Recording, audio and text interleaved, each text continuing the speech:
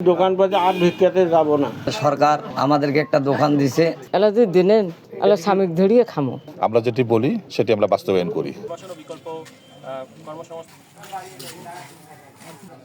আজকে আমি দোকানপাটে আর ভিক্ষাতে যাব না। আমার ফ্যামিলি সদস্য সংখ্যা 4 জন। আল্লাহর কাছে আশা করি আমি জন্য এইভাবে চলতে পারি।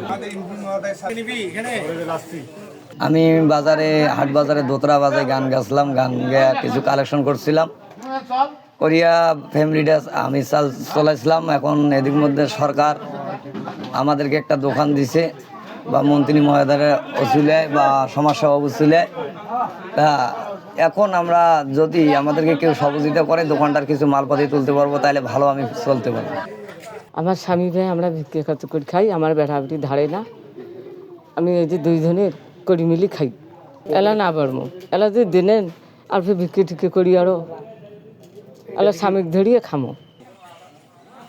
ভিক্ষুক নির্মূল করে তাদেরকে স্বাবলম্বী করে তাদেরকে আমরা উদ্যোক্তা হিসাবে আর কি আমরা দেখতে চাই, এবং তারা যেন বাংলাদেশের অর্থনৈতিক কাঠামোতে তারা অংশগ্রহণ করতে পারে, ভূমিকা রাখতে পারে আর কি আপনার, সেটি আমরা চেষ্টা করবো ইনশাল্লাহ। হ্যাঁ, 180 দিন কর্মসূচির মধ্যে আপনার আর কি এটিও আছে আর কি আপনার।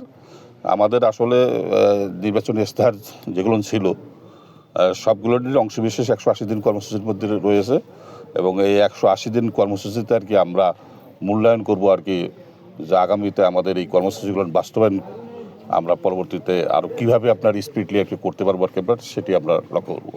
আসলে আমরা কাজে বিশ্বাসী, আমরা যেটি বলি সেটি আমরা বাস্তবায়ন করি।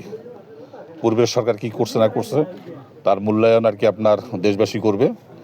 আমরা আগামীতে অবশ্যই আর কি আপনার দেশে ভিক্ষুক মুক্ত করে এই জাতিকে ভিক্ষুকের অভিশাপ থেকে আমরা দূর করবো আর কি আপনার, এটি আশা করছি।